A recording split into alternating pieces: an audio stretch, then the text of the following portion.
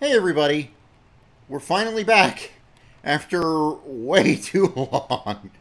I am so sorry about the wait between episodes. I kept meaning to get back to this, but either something would get in the way of that, like I'd start feeling crappy, or I didn't get enough sleep on the night before a day I wanted to record on, or I just didn't feel up to it for mental health reasons, or I just wanted to stream. But we are back with more of Minecraft. And today, I want to finish this up and, get all the bricks laid down. And then maybe, add some wood trim. Probably add some on the outside as well, which... Hold on. Yeah, expose that a bit. Cool. And maybe make some pathing of some kind? That would probably not be a bad idea. In fact, I might as well do that. Also, I want to apologize if my mic is, popping at all. I've been having issues with that because my computer's kind of on the fritz. And I want to stress it's completely my own fault. Basically, my computer kind of has, an open vent on the top. And twice now I have accidentally spilled, Diet Coke into it. The first time, I nearly lost my graphics card. I'm amazed it still works. The second time, it avoided the internal workings for the most part, though I have been noticing some bugginess here and there. But the big thing it damaged was the ports that are, okay, that are used for, USB stuff, USB ports. And ever since, some stuff has not been working correctly. Why did I do that? Random act of cruelty for the day, I guess. But yeah, if you notice any popping on my mic, that's probably why. There's a lot of stuff I need to replace. I am currently working on my Twitch channel. I am raising money to get a new computer. I need $1,800. The computer I am looking at is $1,500, but I want to cover, shipping and tax costs. And also, give myself a little bit of a security blanket for when I inevitably make the purchase, because that's a lot of money to be spending on one item. Especially for someone who's unemployed like me. Yes, I'm unemployed. I'm sure most people here know that. But if you don't, yeah, I'm unemployed. Not for lack of trying in the past, but the more jobs don't work out, or the more my applications get rejected, the harder it becomes to justify to myself applying for further jobs. Which is definitely something I need to work on psychologically. But, it is what it is.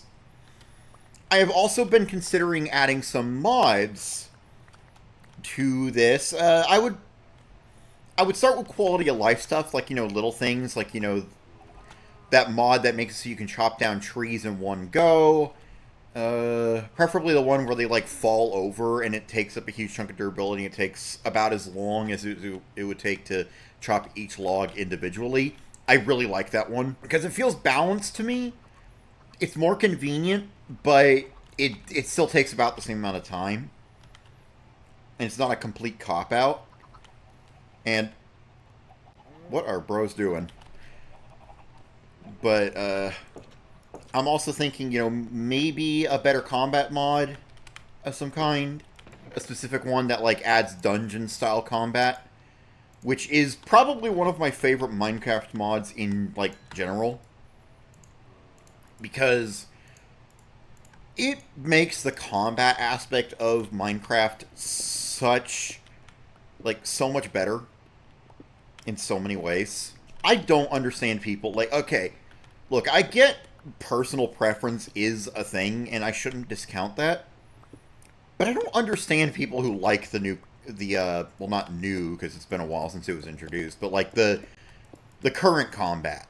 Because, it just feels weird and clunky. It doesn't feel good. I guess it technically has more nuance, but it doesn't feel right. It just doesn't. But, for topics, there's a couple things I wanted to talk about.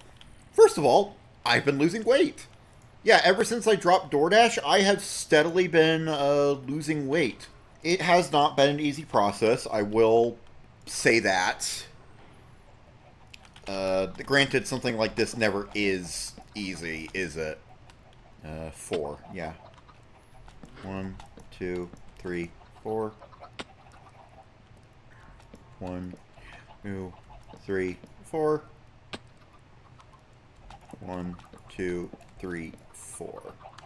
And then we do that again over there. But yeah, to give an idea of how much weight I've lost, I have started running out of pairs of shorts that actually fit me. And when I say that they don't fit me anymore, I don't mean that I'm like, that they're like too tight, like I'm too heavy. No, I mean that they don't stay on because I'm smaller than them now. Which, I mean, isn't a bad problem to have, to be perfectly honest. I'm happy I have that problem, because it means I'm losing weight. It means that I am steadily getting to a point where I am no longer overweight. But it is kind of a pain to deal with, to be perfectly honest. But it's very nice. I still absolutely loathe DoorDash as a service because of its pricing. I went into extreme detail on my thoughts on DoorDash pricing in the previous video, so I'm not going to subject you all to that rant again. If you want the full royal rants about DoorDash, it is episode 4, I Really Hate DoorDash, the previous episode. And I also wanted to talk about the recent Minecraft update, and also stuff regarding Mojang's, the questionable quality of updates. So, this is not something that I can properly source. I need to state that first and foremost. This is a claim that is alleged and should not be taken as gospel. But from what I've seen, apparently, according to anonymous sources, the reason Minecraft updates have been so light on meaningful content is due to the fact that Microsoft is well aware that Minecraft is a game that captured lightning in a bottle, and they don't want to break the bottle, is how it was put. So essentially what that means is Mojang wants to make a lot of changes, but they have to run everything by Microsoft, and Microsoft is very reluctant to, give the go-ahead on more drastic stuff, which is why so many updates have felt more like glorified quality of life updates than actual content updates to the core game. Because, well, that's kind of what they are, because that's all Mojang is able to do right now, due to Microsoft's interference. And it sucks! Because, Minecraft has so much potential as a game. Now, realistically, we shouldn't expect Minecraft to be supported, forever, right? Sooner or later, they're going to cut support for the game, they're going to stop iterating on it, and they're going to move on to other projects. That's going to happen someday, and that's a reality we need to allow ourselves to be comfortable with. There shouldn't... An endless game is not a sustainable business model. You need to, cap things off eventually. But while it's being updated, Mojang is genuinely being limited by Microsoft's reluctance to heavily alter the core gameplay loop. Honestly, I kind of get it. I don't agree, but I get it. They're afraid of breaking the bottle, and they don't want to break the bottle. That's a completely valid fear. Because there have been cases of games that were in development for so long that they mutated into something else eventually, and the fandom behind that game was powerless to stop it. A good example of that is Cube World. That game was developed in a vacuum, and when it finally launched, it was nowhere near what the community wanted from it. Now, I have my own thoughts on Cube World. For example, I don't agree with, the relentless harassment of the developer that people have been engaging in. it's possible to criticize someone without, being horrible to them. And I don't agree with the idea that Wole lied about the game because, projects change, games change over time. Like, for example, Dead Cells started as a tower defense game. But I do think that Microsoft is overcorrecting in this regard. And it is actively harming the reputation of the game. And the worst part is they've left Mojang out to dry. They've left Mojang to take the brunt of the criticism for what's happening to Minecraft and its stagnation. And it sucks because it means that the developers have to deal with criticism that they literally do not deserve. Now, granted, I'm not saying Mojang is perfect in this regard. I really do think they could they could do with being a little more transparent about what's going on. But, also at this point, would anyone really believe them? Oh, now you say what the reason is. Yeah, right. You're just covering your butts. That's what I'm predicting happening if they finally say, yeah, Microsoft is just extremely stingy about what they will allow in the game. And that's why their April Fool's updates are so off-kilter and maximum effort. Because it's an April Fool's update. It's not part of the core game. So they're allowed to go as hard as they want and just have fun with it. And I actually have a bit of a personal theory about the potato dimension thing. Which, by the way, I really need to check that out. Maybe I'll do a video on it at some point. But essentially my theory is I think that Mojang is using the April Fool's updates to convince Microsoft to let them put in more drastic alterations to the core gameplay loop. Now, let's think about this, right? Let's think about this. We have gotten things in previous updates that were eventually previous April Fool's updates that were eventually added to the core game. Off the top of my head, the examples I can think of are horses, coal blocks, and color glass. And I think that what's happening, what Mojang is basically doing, is they are taking these, I can't think. My brain. Come on, brain. Come on. Right, there we go. They're taking these updates, seeing how players respond to them, and then leveraging the player response to say to Microsoft, see, the players really want this. They think this would be very beneficial to the core gameplay loop. And with that leverage, they are able to... Oh my god, my inventory is a mess. I need to clear it out a bit. They're able to convince Microsoft to let them add things that they previously were hesitant to add. So we may very well see stuff like the grappling hook and such, added to the core game. And maybe a new dimension. Heck, we might get a new dimension that's just a reskin of the potato dimension to be, less silly. And with some more refined features. Granted, I wouldn't, bet on that. But I really do think at some point in the future, we're going to see stuff like the grappling hook and the flotato, or whatever it's called. Flotator? It was the flotator, yeah.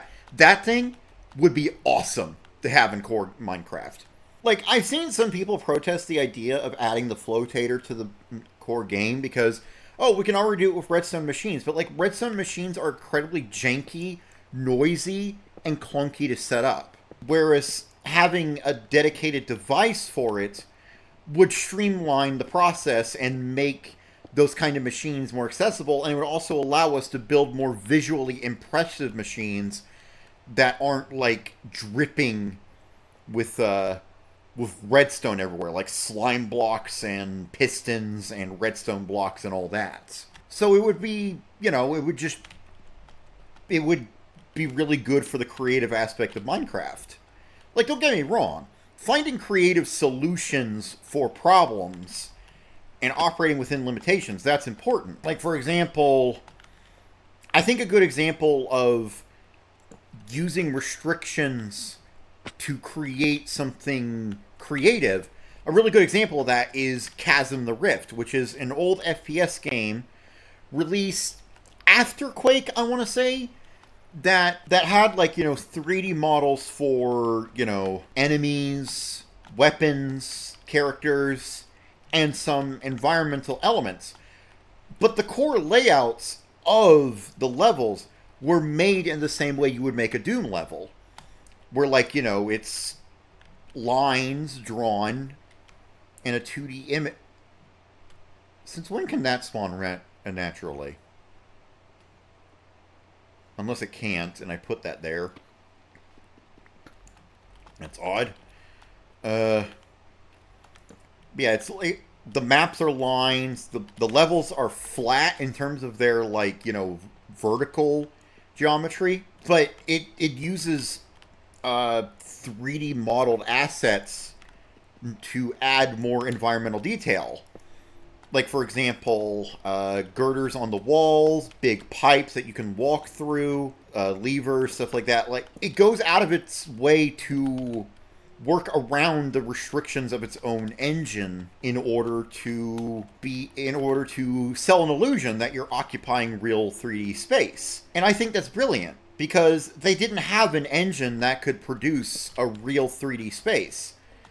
They made their own engine, but they didn't have it in them to make something like Quake's engine or the Unreal engine or anything like that. So they didn't. They worked within their restrictions and created something that's kind of a Frankenstein of past and future tech, voice crack, to make something truly unique. And they added a lot of little quirks, like, you can shoot enemies' limbs or heads off, which will actually, if you shoot an enemy's limbs off, it will actually affect how they attack. Like, for example, if you shoot the arm of an enemy off that was holding a gun, they'll stop being able to shoot you, which is not something that even Quake had. And, they had more unique weapons, like instead of, the standard, pistol, shotgun, rocket launcher, grenade launcher, railgun, BFG equivalent, stuff like that. They had stuff like saw blades you could throw. They had the Mega Destroyer, which is like a souped up grenade launcher that has very limited horizontal range, but will just absolutely nuke any enemy that it hits, and has a devastating explosion radius. It's got like a laser crossbow, which I didn't really care for that much, but it's cool. I like that I have it. It's got all kinds of different things. It's a very unique game. And even though it's not my favorite, retro FPS out there, it is one I highly recommend you at least try. It currently has a remaster up on Steam, which has all of the available content for the game that was, like, added later, the extra levels. And what's funny about that remaster is it was actually rebuilt from the ground up because they lost the source code for Chasm, which that is dedication. That is insane levels of dedication for a game that realistically was never going to sell gangbusters. Well, I could be wrong. Maybe it sold well. I hope it did. But at the same time, sometimes limitations are too limiting. Like, redstone flying machines are cool, but they're rudimentary, and there's not really much you can do with them physically, because they're very jittery and they don't look very smooth. Whereas the flotator, very smooth. It's very nice looking. You can do a lot with it. Like, you can make a proper airship that actually looks really nice and has really good architecture to it. Or a floating fortress. And, obviously a flotator added into vanilla would have, pretty harsh limits on what you could build size-wise. But ideally, they'd have, like, upgraded versions of it that would add more and more, and then mods could add even further upgrades to just create stuff that's completely bananas. It would open a door, I think. A door that we really should be opening. And I think Mojang should absolutely be allowed to add that. I think it would be really helpful. And, there's all kinds of stuff you could do with, like, machinima and adventure maps. Gosh, I should play some adventure maps on this channel, shouldn't I? Also, I have no idea where I am. But yeah, TLDR, I want the grappling hook, I want the flotator, and I really do think we'll see them eventually. Like, Mojang wants to add them.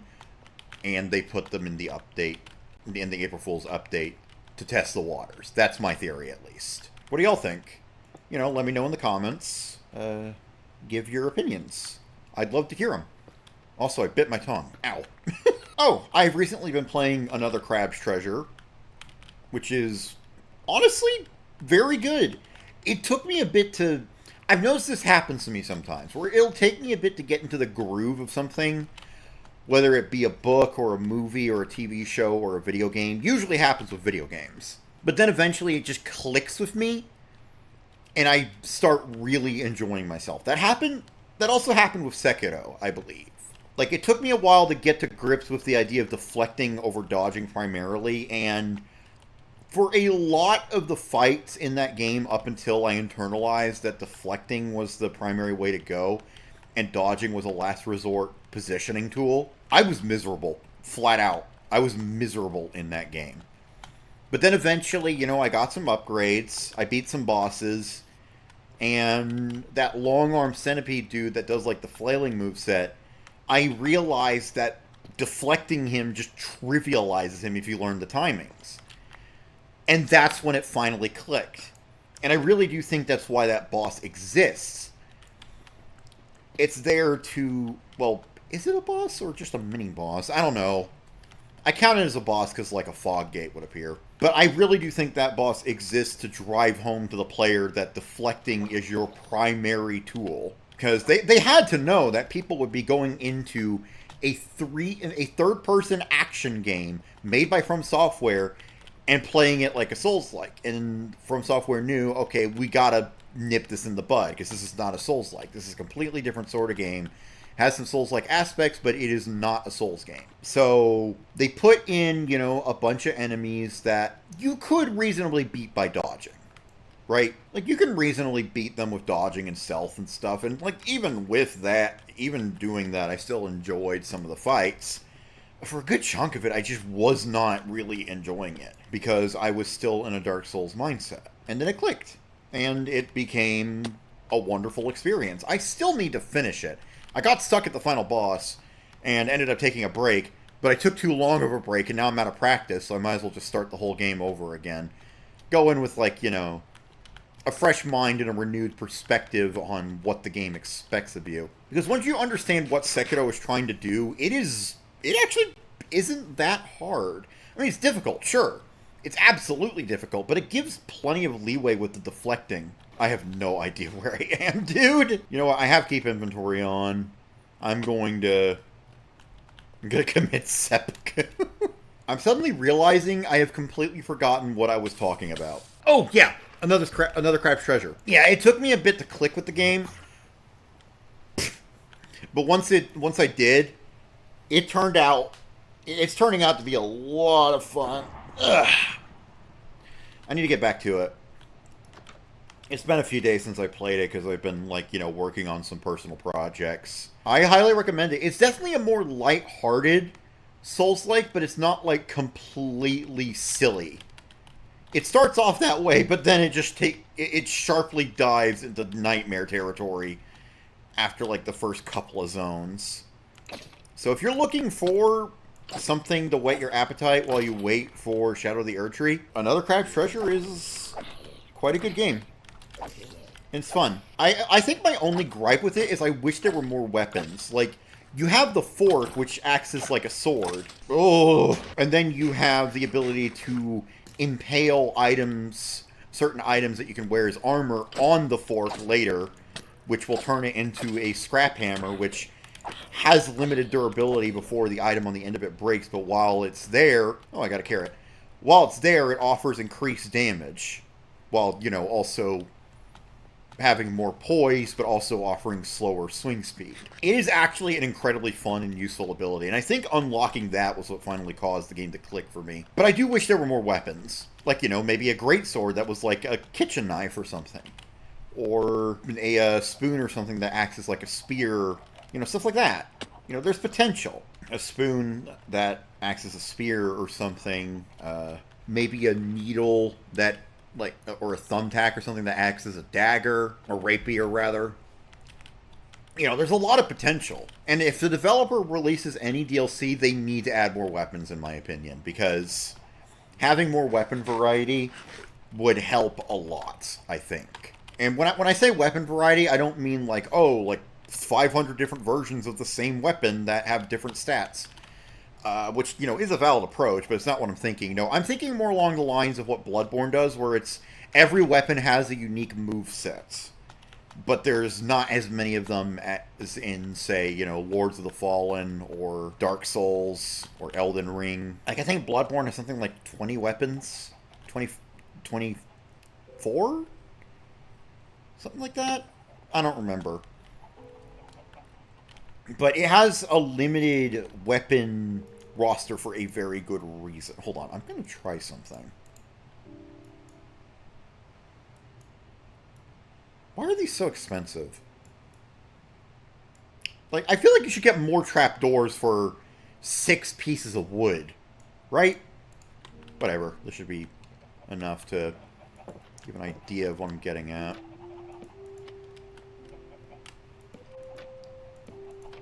Oh, what's this song? I've never heard this one before.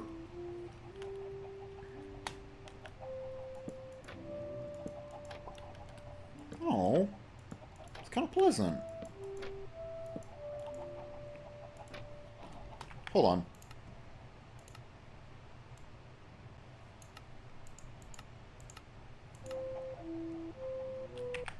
No. Let me get this up.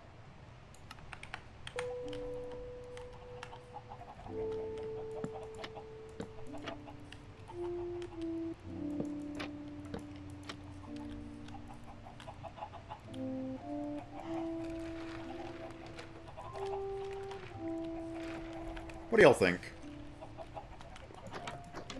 Vote in the comments.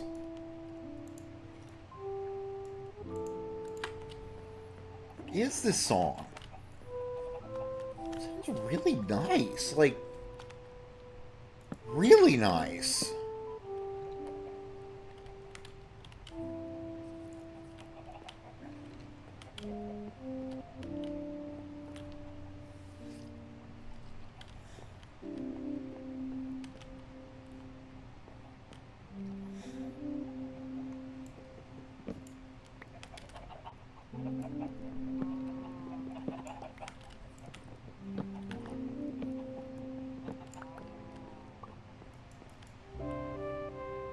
It sounds almost gentle.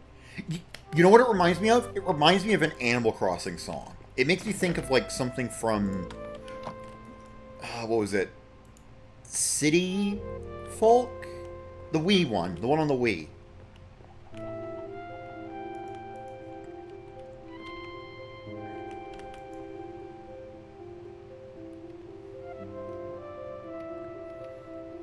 This is definitely one of the newer tracks they've added.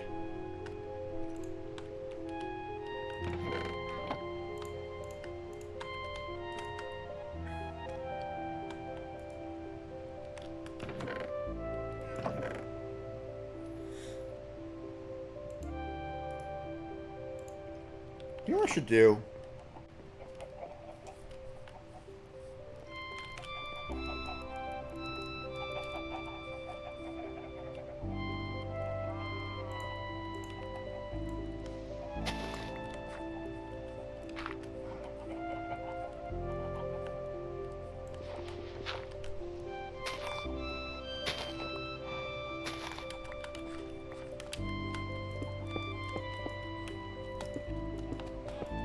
Someone in the comments tell me what this song is.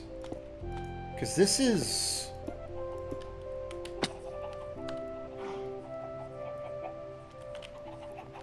really... really nice. Legitimately.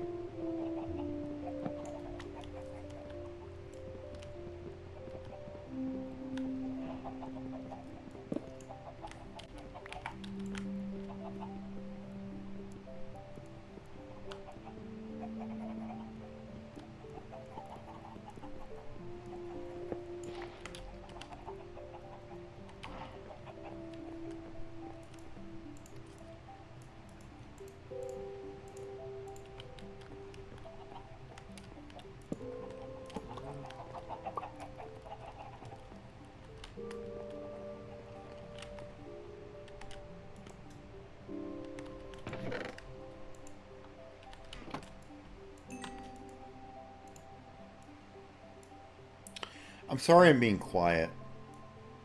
I just kind of want to enjoy this moment.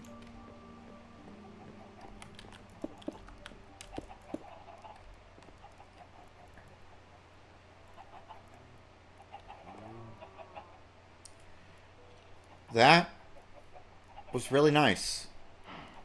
Well, stand up for equality in your community. That's a message I can get behind. So I think I'm going to call it here. Thanks to everyone who came along and watched.